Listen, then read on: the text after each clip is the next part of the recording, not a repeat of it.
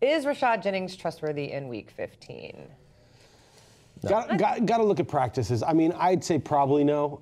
Andre Williams, I have not been impressed with. I've watched every Giants game. He's very straight ahead. He's a power back. He's got good athleticism, but he doesn't have a lot of wiggle or vision, at least so far, that he's shown. Rashad Jennings has great vision. He's very able to kind of slice and dice and like reach for that extra 2 yards as he's being tackled. But I mean, injuries is, we got to look at the practice week. On Tuesday, it's very hard. You never want to give injury-related advice on Tuesday because you don't have to make the decision. No, but what works against you there is that obviously you're in a big game, you're in a playoff game, and Andre Williams, notwithstanding what Chris said, looked good this week. He had a 59-yard touchdown. Yeah, he had a 59-yard touchdown run. He looked really good, and you've got a guy who's hurt. If you had an alternative and it's close, I would go with the alternative. Yeah. All right, next. We kind of covered this. I think if this is should you start Johnny Manziel this week? Yes. Like, that's very definitive. Yeah. I mean, obviously, it depends on your options, obviously. But if you're in a point where you'd even consider him. Oh, I'm thinking. Right. I'm sorry. I was answering as Mike Pettine. Oh. Yeah. I was like, what do you mean the options? There's Brian Hoyer. There's Johnny Manziel. There's no options. That's a no-brainer. No, like Manziel in my fantasy league, Manziel is going to have to be an option because I had the Nick Foles, Ryan Tannehill that just.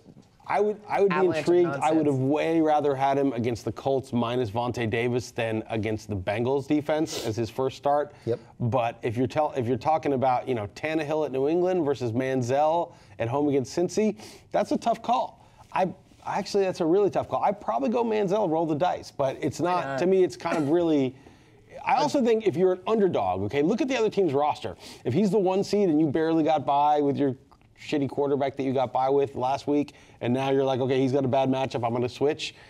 Go ahead and roll the dice on Manziel. There's major upside with the running ability. If you're a favorite, but you just have you're just mixing and matching quarterbacks, maybe you go with the Tannehill or somebody you've seen play. Yeah, but Tannehill got like 19 points this week, I think. I've made it to the number 2 seed in my league doing this quarterback quarterback shuffle? The quarterback shuffle. So I'd rather like roll the dice and maybe get massive points from Manziel than average points from Tannehill. You should be thinking that way. But if you're a favorite, if you have Le'Veon Bell and DeMarco Murray and Antonio Brown and guys like that. Alex Smith at home against the Raiders or Manziel?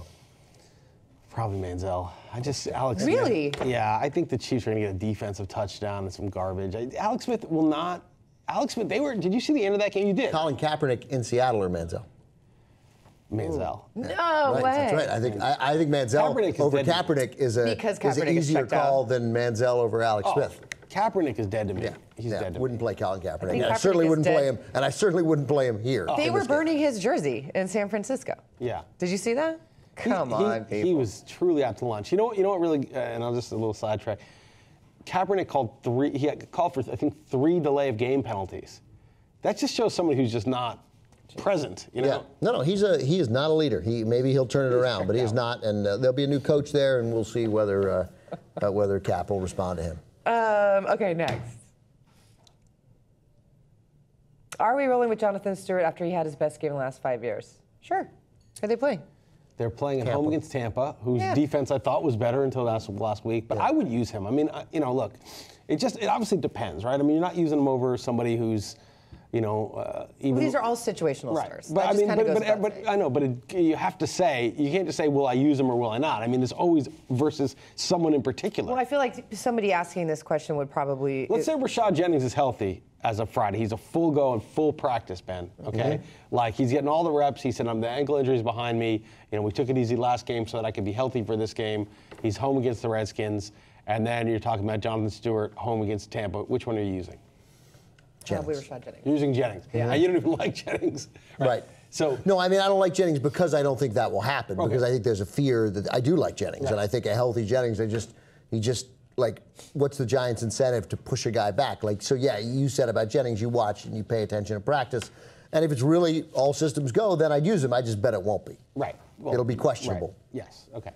But yeah, I just, those guys, people ask me questions all the time on Twitter and they say, should I use this guy? And I'm always like, compared to whom? Because it's just not a yes or no. What about Alfred Morris?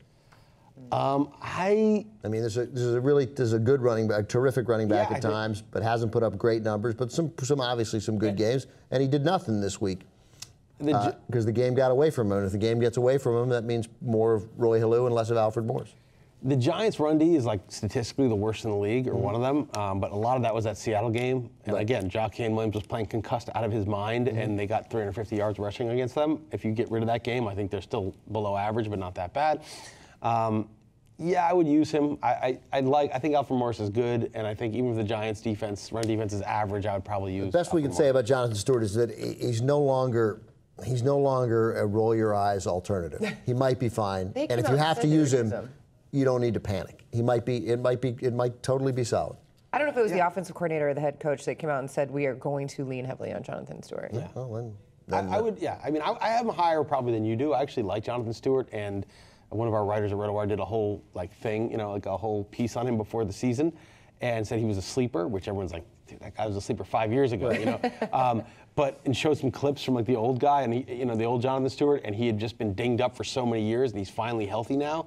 And this was a dynamic, powerful, fast guy who could break plays, and he looked like that last week. I don't dislike John. I'm just amazed he's in the league. I'm amazed that exists, that Williams and Stewart still exist there. It's just unusual for the NFL that still happens, that they're still there, that they're still the tandem there. Okay. But since Williams is out, I think we're, if Jonathan Stewart's your guy, I don't think you have to replace him. And then finally, which 5 players are you targeting on the waiver wire this week? Let's just do one. Johnny Manziel. Yeah, well, Manziel, obviously, right? Yeah. I mean, if you need a quarterback, Stewart's another one who's probably still available in some formats. I didn't really even look this week, I'll be honest, because it's sort of beyond that. I picked up like the Ravens D. I definitely put a claim in for Manziel. Ravens D against Jacksonville is a very good one. If they're available, they probably aren't. But that just goes to show why, if you're in your playoffs and now you don't need depth, you don't need to keep the Kadeem carries just in case Matt Forte gets hurt. Everyone.